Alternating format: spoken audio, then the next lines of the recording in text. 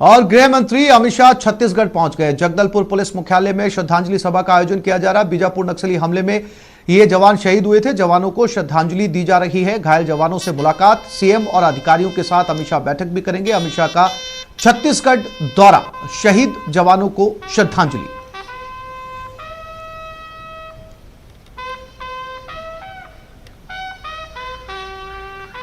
गृह मंत्री अमित शाह खुद यहां पर पहुंचे हैं और छत्तीसगढ़ के मुख्यमंत्री भूपेश बघेल भी उनके साथ मौजूद हैं। शहीदों को श्रद्धांजलि दी जा रही है और घायल जवानों से भी अमित शाह मुलाकात करेंगे।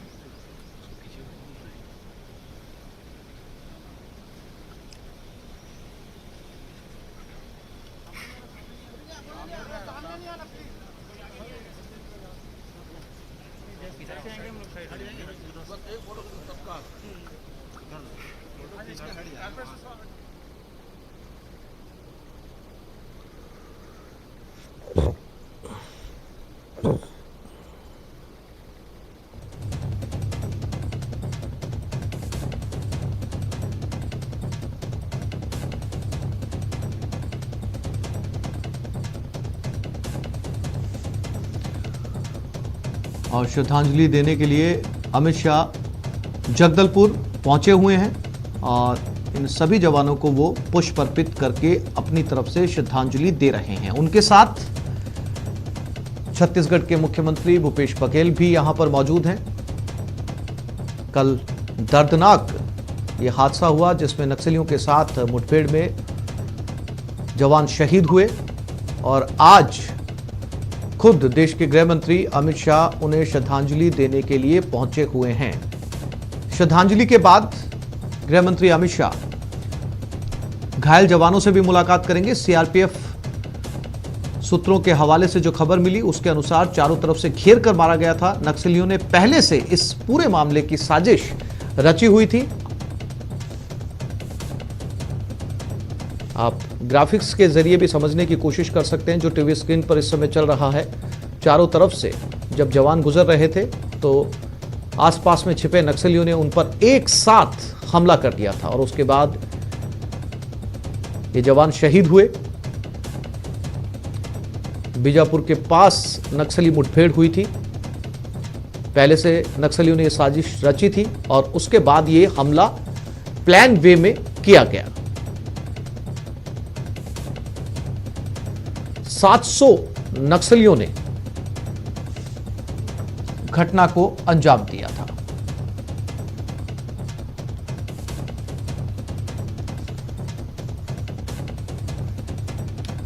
और यह खबर हनुमानगढ़ से है। बाल सुधार गृह से 3 बाल अपचारी फरार हो गए। देर रात को बाल सुधार गृह से ये फरार हुए। गार्ड को चकमा देकर तीनों निकल लिए। बाल अपचारी की तलाश में फिलहाल जंक्शन पुलिस जुटी हुई है।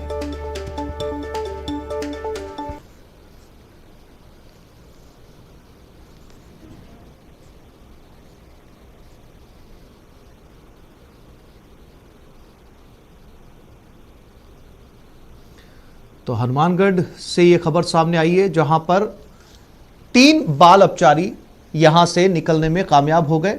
गार्ड को चकमा दिया गया और उसके बाद तीनों फरार। फिलहाल पुलिस तीनों की तलाश कर रही है।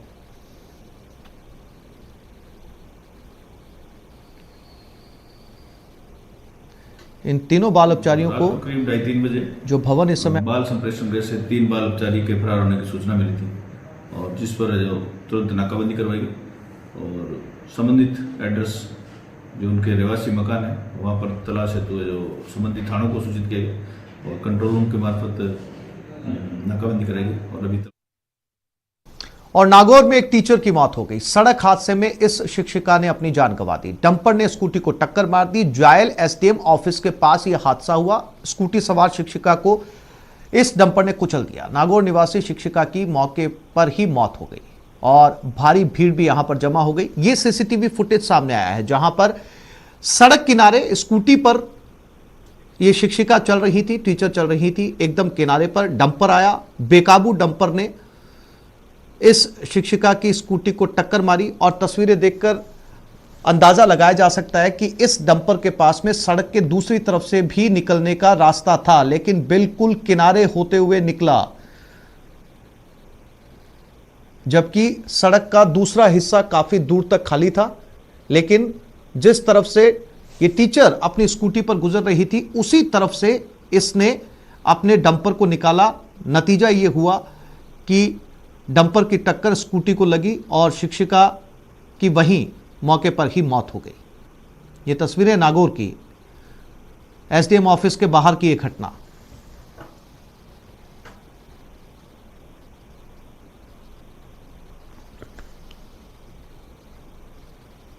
और ये दौसा से खबर है। पिकअप को कार ने टक्कर मारी और खड़ी पिकअप को ये कार ने टक्कर मारी। पिकअप में भरा हुआ अनाज हादसे में पिकअप चालक गंभीर रूप से घायल हो गया। तेज रफ्तार में कार आ रही थी जिसने इस पिकअप को टक्कर मारी। इन तस्वीरों में देख सकते हैं किनारे पर यह पिकअप थी और यह कार बहुत तेज रफ्तार से आई। इसका अगला हिस्सा डंपर पिकअप के पीछे टकरा गया। हालांकि ये पूरी पिकअप अनाज से भरी हुई थी, लिहाजा कार का अगला हिस्सा पूरी तरीके से बैठ गया। आप तस्वीरों में देख सकते हैं कार का कूलेंट जो है वो सड़क पर बिखरा हुआ है।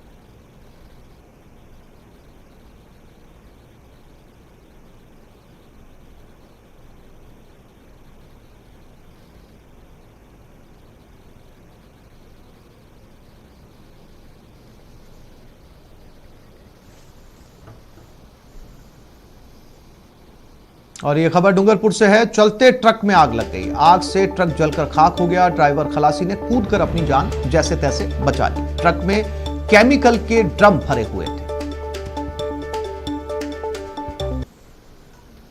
ये तस्वीरें जिस ट्रक में आग लगी और ये पूरा ट्रक केमिकल से भरा हुआ था और जैसे ही ड्राइवर खलासी को लगा कि ट्रक में आग लग गई है, उन्होंने फौरन कूदकर अपनी जान बचाई। चूंकि ट्रक में केमिकल थे, लिहाजा आग तेज हो गई और पूरे ट्रक को जला दिया।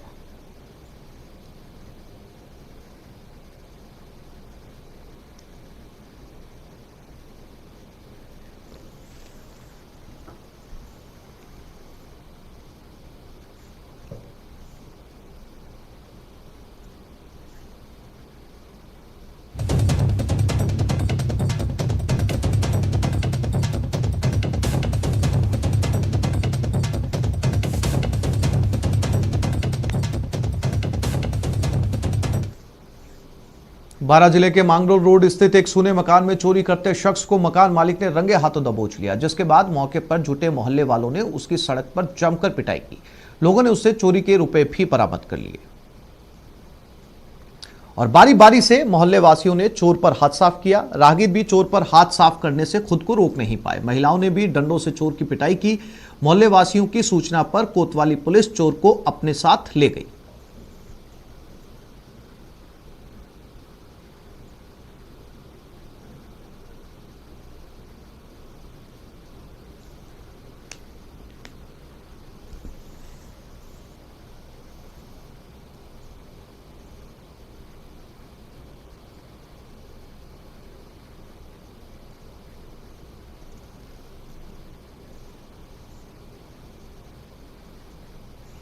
और बुलेटिन में अब रुक करते हैं भरतपुर का। हरियाणा पुलिस ने हत्या के आरोपियों की तलाश में कामा कस्बे के दीवान मोहल्ले के कोचिंग सेंटर पर दबिश दी, लेकिन हरियाणा पुलिस के पहुंचने से पहले हत्या के आरोपी कोचिंग सेंटर पर ताला लगाकर रफू चक्कर हो गए। दबिश के दौरान हरियाणा पुलिस मकान मालिक को पकड़कर कामा थाने ले गई और पूछताछ के बाद उसे छोड़ दिया।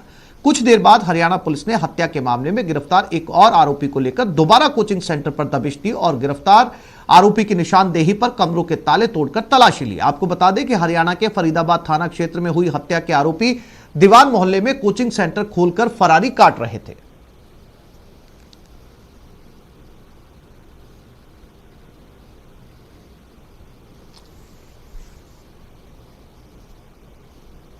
और जयपुर में 2 लोगों ने खुदकुशी कर ली। युवक युवती ने सुसाइड किया। ट्रेन के आगे कूदकर दोनों ने अपनी जान दे दी। दोनों की मौके पर ही मौत हो गई। शवों को जेएनयू मोर्चरी में रखवाया गया है। 4 नागौरियन फिलहाल इस पूरे मामले की जांच में जुट गई।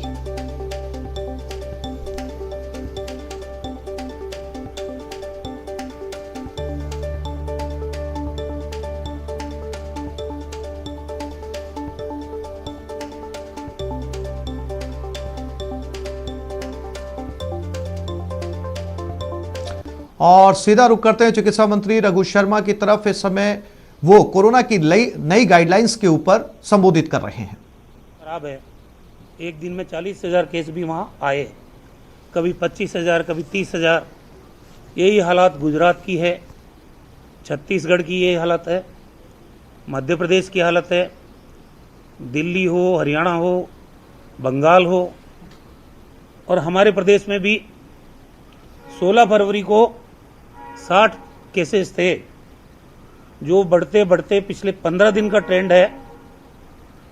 21 तारीख को 476 से थे और ये लगातार ट्रेंड 15 दिन का मेरे पास है।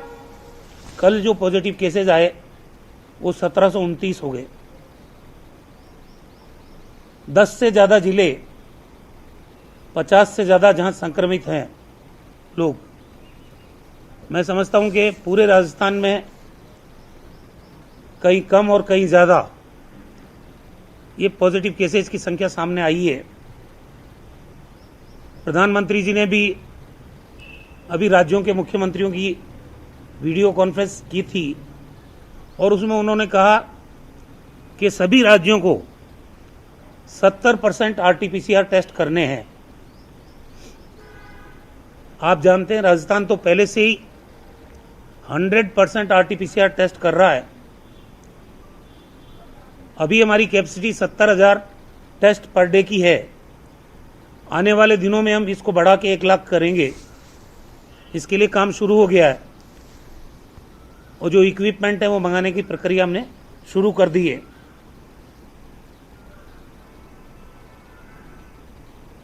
एक SOP कल जारी की गई है। जैसा मुख्यमंत्री जी ने कहा पहले भी कि लॉकडाउन हम नहीं लगाना चाहते हैं। लॉकडाउन अर्थव्यवस्था को बुरी तरह से प्रभावित करता है। अब लॉकडाउन भी नहीं लगाएं और सख्ती भी नहीं करें तो ये बढ़ते हुए केसेस को कैसे नियंत्रित करें। इसके लिए कल जो SOP जारी हुई, जो आज समाचार पत्रों में भी पूरी आई है, उस SOP के माध्यम से राजस्थान में हम इस संक्रमण को नियंत्रित करने की कोशिश करेंगे।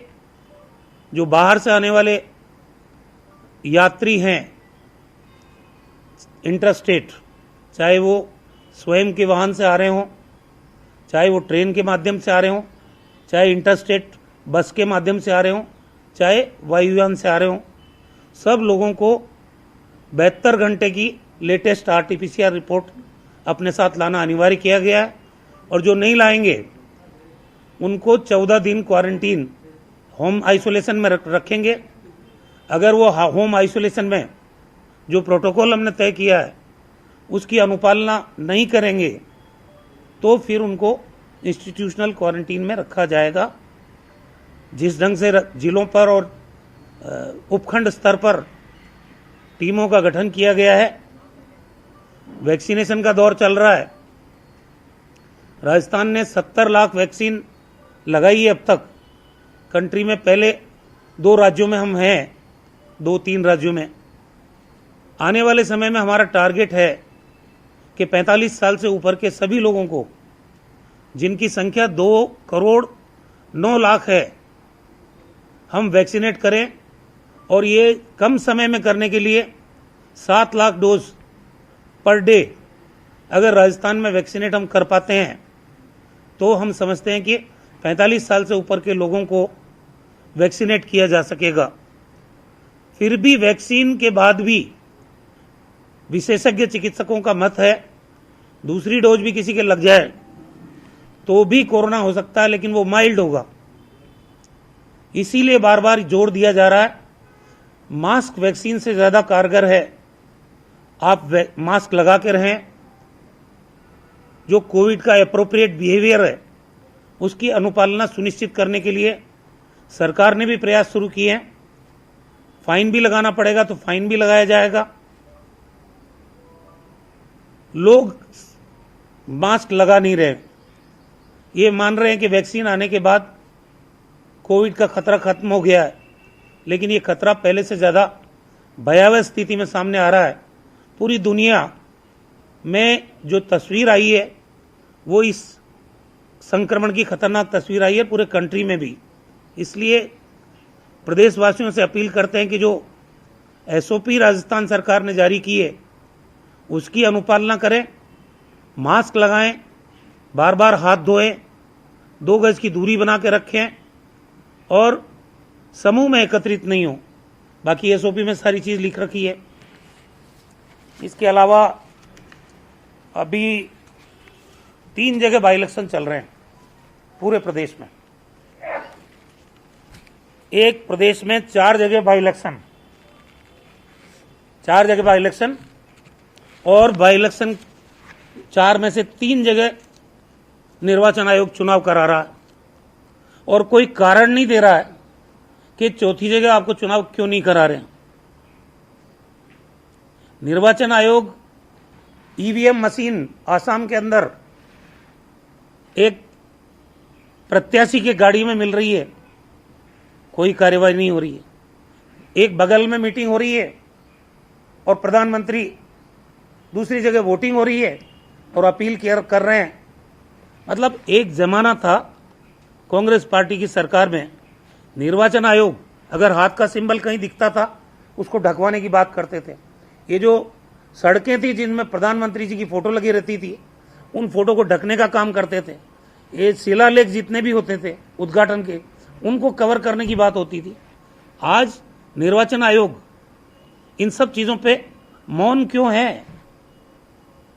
फेयर चुनाव, निष्पक्ष चुनाव, इसकी बात करना बेमानी है आज की तारीख में। और जिस ढंग के हालात यहां हो रहे हैं, गंगापुर से बेंगलोर तक रगड़ कर रख देंगे, ये कौन कह रहा है? भारतीय जनता पार्टी के मुख्य सचेतक जोगेश्वर गर्ग। साड़ा विधानसभा क्षेत्र जहां बाई इलेक्शन हो रहा है, वहां के प्रत्याशी पितलिया जो निर्दलीय है के रूप में फार्म भरा, उनको कह रहे हैं रगड़ के रख देंगे। कहां तक? गंगापुर से लेके बेंगलोर तक। और अगर जीत करके पार्टी को नुकसान पहुंचाया तो क्या हम छोड़ देंगे? 3 तारीख नामांकन वापसी की निकल जाने दो, उसके बाद क्या होता है इसकी कल्पना भी नहीं होगी उनके दिल में। इतने खतरनाक तरीके से, और सारे अखबारों में छप रहा है, निर्वाचन आयोग कुछ इसका प्रसंज्ञान नहीं ले रहा है। ये कहा जा रहा है सरेआम कि टक्कर में ही नहीं बीजेपी, तीसरे नंबर पे है। टक्कर किसके है? निर्दलीय प्रत्याशी के और कांग्रेस पार्टी के। ये भी ऑडियो में है। फिर लालच की बात भी आ जाती है कि आपको सतीश जी से बात हो गई, प्रदेश स्तर में एडजस्ट करेंगे, अगर यहां नहीं हो पाया तो अरुण सिंह जी से बात करेंगे, आपको दिल्ली में सम्मानजनक स्थिति में कहीं एडजस्ट करेंगे। अब एक बात बताइए, कर्नाटक के राजस्व मंत्री है आर अशोका, और एक हमारे एमएलसी हैं जो राजसमंद के रहने वाले हैं, लहर सिंह, वो कर्नाटक में एमएलसी हैं। उन्होंने क्या हाल किया पितलिया के परिवार का? सारी दुकानें जो प्रतिष्ठान थे उन पे ताले लगा दिए, वहां पुलिस भेज दी, महिलाओं को डराया धमकाया गया, उसके परिवार को मजबूर किया गया, और वो यहां आए सारे जने, और ये कहा कि हम रेल की पटरी पे कूद के आत्महत्या कर लेंगे, नाम वापस ले, नहीं तो ये कारोबार खत्म कर देंगे। क्या हाल है ये? और ये जो ऑडियो आज वायरल हुआ उसमें क्या कह रहे हैं वो? अमित शाह जी की नजर है। एक पिक्चर देखी थी शोले, 50 मील के एरिया में अगर कोई बच्चा रोता है तो मां कहती है सो जा बेटे गब्बर आ जाएगा। ये देश के गृह मंत्री है या गब्बर सिंह है? बीजेपी ये तो बताओ कम से कम, जिसके नाम से इतना खौफ का वातावरण बनाया जा रहा है, जिनके कंधों पर देश में अमन और चैन की जिम्मेदारी है, कानून और व्यवस्था की रक्षा करने की जिम्मेदारी है, उस चेहरे को हम नहीं करें। हम कहते तो कहते राजनीति कर रहे हैं। अब बीजेपी के लोग कह रहे हैं कि अमित शाह की नजर है, मतलब अमित शाह गब्बर सिंह बना दिए गए, धमकी दी जा रही है उनके नाम की। इससे ज्यादा शर्मनाक कोई पहलू हो नहीं सकता। किस तरह के चुनाव करवा रहे हैं निर्वाचन आयोग। सबसे बड़ी बात तो ये कि हमको तो अटैक कर ही रहे थे, हमारे पे तो ईडी, इनकम टैक्स और सीबीआई का प्रहार हो ही रहा था। अब बीजेपी को ही नहीं बख्श रहे हैं। ये भारतीय जनता पार्टी का है, खुद ही कह रहे हैं वो, और बीजेपी छोड़ के बागी बना है, तो विचारधारा तो बीजेपी की है। अब आप बताइए इन्होंने किस तरह का बयान दिया इस ऑडियो के अंदर। दीप्ति माहेश्वरी को राजसमंद में हमने मजबूरी में टिकट दिया है। अब बीजेपी को खुलासा करना चाहिए कि वो कौन सी मजबूरी है। एक मजबूरी में दिया हुआ टिकट है राजसमंद, ये खुद स्वीकार कर रहे हैं वो। और कोई प्रचार में पोस्टर देख लो, बैनर देख लो, कोई वसुंधरा राजे जो 2 बार इनकी मुख्यमंत्री रही है, उनकी फोटो नहीं है, ना वो कोई प्रचार में गई है। इतने फार्म भरवाए गए, कटारिया जी गए, सतीश पूनिया जी गए, अरुण सिंह जी गए, गजेंद्र सिंह जी गए, लेकिन वसुंधरा जी नहीं गई। हम पे कह रहे हैं कि हमारी पार्टी में वर्टिकल डिवीजन है, हमारे तो सारे नेता साथ थे। बीजेपी आज ये दावा नहीं कर सकती राजस्थान में कि हम अनुशासित पार्टी हैं, हम पार्टी विद डिफरेंस हैं। आज भारतीय जनता पार्टी में वर्टिकल डिवीजन है, और जिस ढंग से वो खुद मान रहे हैं कि जिसको हमको टिकट नहीं देना था उसको मजबूरी में हमको टिकट देना पड़ा, ये हालत है। और क्या हो रहा है? 22 जवान शहीद हुए कल नक्सली हमले में, 14 के करीब घायल हुए। कहां है देश के प्रधानमंत्री, कहां है रक्षा मंत्री, कहां है गृह मंत्री? वोटों की खेती पका रहे हैं, फुर्सत नहीं है। ये अपने आप को देशभक्त कहते हैं, कोई जवाब है इनके पास? जिस तरह के हालात वहां बन गए हैं, उन हालातों पे नियंत्रण की जिम्मेदारी किसकी है? आज सेंट्रल सीआरपीएफ के 14 जवान, पुलिस के 8 जवान, आज उनकी आहुति हुई है देश के लिए, वो शहीद हुए, और उनको फुर्सत नहीं है। अब आप बताइए, बार बार सार्वजनिक मंचों पर गुलाब चंद कटारिया और भारतीय जनता पार्टी के नेता कह रहे हैं कि सरकार गिरेगी, सरकार गिराएंगे। अभी भी उन्होंने सारी नामांकन की रैलियों में, आप वीडियो उठा के देख लीजिए, चिल्ला चिल्ला के, हालांकि उनकी भाषा का नियंत्रण उनके आपे से बाहर हो जाता है, अबे तबे करने लग जाते हैं, लेकिन वो कह रहे हैं सरेआम सरकार गिराएंगे। तो ये भी स्पष्ट कर दो कि ये भी अमित शाह के इशारे पे कर रहे हो कि आप सरकार गिराने की बात फिर कर रहे हो। तो आपका लोकतंत्र में यकीन कहां है?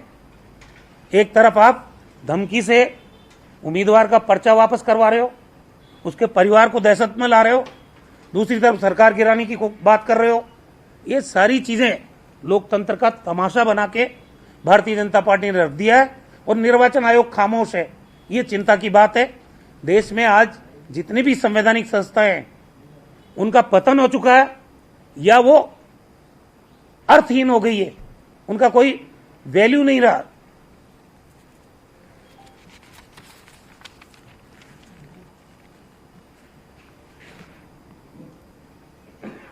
आपको पूछना कुछ? वैक्सीनेशन को लेकर पहले आपने एक बार कहा था कि केंद्र की जो सरकार है वो पर्याप्त मात्रा में डोजेस नहीं भेज रही है, और आपने आज कहा कि 7 लाख वैक्सीन की जरूरत है डेली, अगर 45 से ऊपर के लोगों को पूरी तरह से वैक्सीनेट करना है तो अभी की क्या स्थिति है? क्या कॉर्पोरेशन दिखा रही है केंद्र की? देखिए, वो जब मैंने बयान दिया था उस वक्त हमारे पास 4,40,000 वैक्सीन बची हुई थी, और हम 2.5 लाख के करीब पर डे लगा रहे थे। 2 दिन की भी वैक्सीन नहीं थी। हमारे उस बयान के बाद में, और हमने जो बात की केंद्रीय चिकित्सा मंत्री जी से, और हमारे जो डॉक्टर पाल है नीति आयोग के, उसके बाद उन्होंने वैक्सीन की डोजेस बढ़ाई। अभी हमारे पास स्टॉक में 25 लाख वैक्सीन है, तो 7-8 दिन की वैक्सीन हमारे पास है। और हमें उम्मीद है, क्योंकि भारत सरकार को भी ये चाहिए, जिस तरह से महाराष्ट्र में वैक्सीनेशन बढ़ा है, कोरोना महामारी का संक्रमण तेज होने के बाद जिस तरह से अन्य राज्यों में बढ़ा है, हम चाहते हैं कि राजस्थान में भी बराबर वैक्सीन की सप्लाई भारत सरकार करती रहे। ये हमारा टारगेट है कि हम 7 लाख लोगों को एक दिन में वैक्सीनेट करें। उसके लिए जरूरी है कि भारत सरकार हमको नियमित रूप से वैक्सीन उपलब्ध कराती रहे। अभी हमारे पास 7 दिन का स्टॉक है। आपने कहा कि कोरोना के मामले बढ़े हैं, पर ये माना जा रहा है कि पहले के मुकाबले सिवियरिटी जो है मामलों की वो कम हुई है, जिसकी वजह से अस्पतालों पर उतना बोझ नहीं है। तो क्या ये आंकलन सही है? नहीं, मैंने ये नहीं कहा। आपसे पूछना चाह रहा था कि क्या सिवियरिटी ऑफ केसेस कम हुए हैं जिसकी वजह से ज्यादा हॉस्पिटलाइजेशन नहीं हो रही है, क्या स्थिति है? नहीं, मैंने कहा कि दूसरा डोज जो लगा लेते हैं वैक्सीन का, उसके बाद जीवन को खतरा नहीं रहता, उसके बाद भी पॉजिटिव हो सकता है लेकिन जीवन को खतरा नहीं रहता। अगर जिसने वैक्सीन नहीं लगाई है उसके लिए तो खतरा उतना ही है। आज हमारा RUHS जहां 15-20 मरीज रह गए थे, आज 170-75 के करीब पार कर गया वहां भर्ती मरीज। तो राजस्थान में चाहे प्राइवेट हॉस्पिटल में 10% बेड सुरक्षित रखने की बात है। जो कवायद हमने पिछले 1 साल में की है, हमको दोबारा उसी पे आना पड़ रहा है। वो सारी सावधानियां, वो सारा इन्फोर्समेंट हमको करना पड़ रहा है। दूसरी तरफ अभी जो मुख्यमंत्री जी चिरंजीवी योजना है, उसके शिविर भी 1 तारीख से 10 तारीख तक लग रहे हैं। उन लोगों के लिए जो अपनी हिस्सा राशि 850 रुपये दे के और अपने आप को रजिस्टर कराना चाह रहे हैं, 1 से 10 तक ये शिविर लगेंगे और 30 अप्रैल तक कोई भी रजिस्टर करा सकता है। 1 मई मजदूर दिवस पे उस दिन से 5 लाख का बीमा कवरेज जो भी लाभार्थी हैं, चाहे NFSA के हैं, चाहे हमारे सोशो इकोनॉमिक सर्वे के लोग हैं, चाहे राज्य के संविदा कर्मी हैं, चाहे लघु और सीमांत किसान हैं, इनका प्रीमियम तो राज्य सरकार भर रही है। और बचे हुए लोग जो 850 रुपये जो 50% राशि है प्रीमियम की, वो जमा करा के अपने आप को रजिस्टर करा रहे हैं। उनके रजिस्ट्रेशन के बाद में उनको भी 5 लाख का कवरेज मिलेगा। पिछले साल देखा गया था जब लॉकडाउन लगा था तो केंद्र सरकार ने अपनी मर्जी से लॉकडाउन लगाया था, राज्यों को तो बाद में पता लगा कि लॉकडाउन लगा है। ज्यादातर फैसले अपने स्तर पर लिए। इस बार सरकार केंद्र की ओर से कहा गया राज्य अपने हिसाब से अपनी स्थिति को देखकर फैसला ले। क्या इतना आसान होगा सर आप लोगों के लिए आप तय करना, क्योंकि एक तरह से हाथ छोड़ा गया? देखिए, मुख्यमंत्री जी ने क्या एक और इसके साथ क्या जो नया वेरिएंट है वो राजस्थान में भी एंटर कर गया है सर कोरोना का, दूसरी लहर की तो बात कर रहे हैं।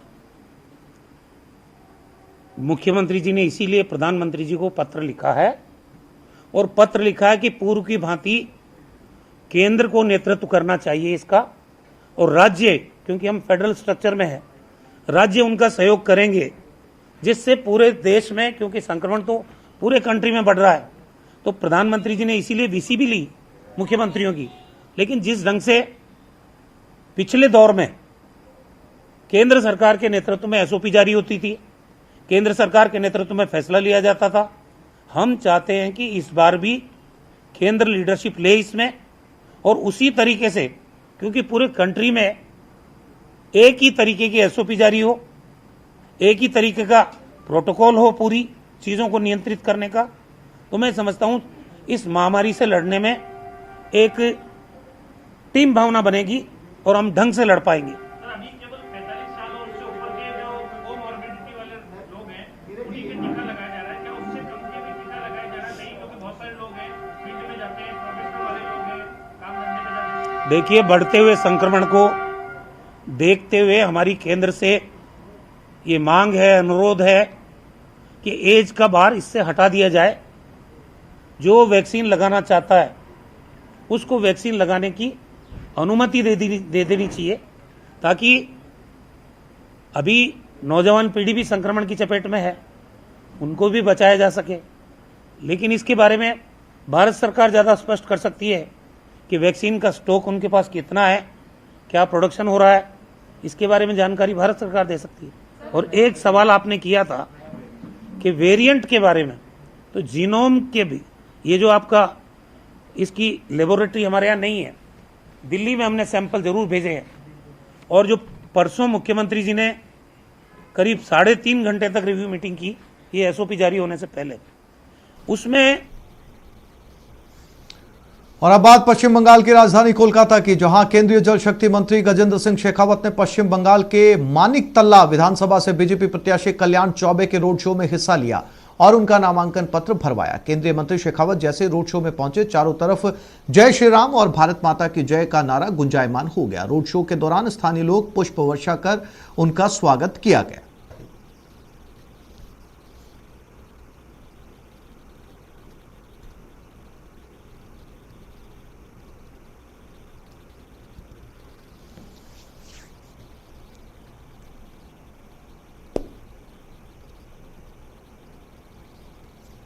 तो इस बुलेटिन में फिलहाल इतना ही। नमस्कार।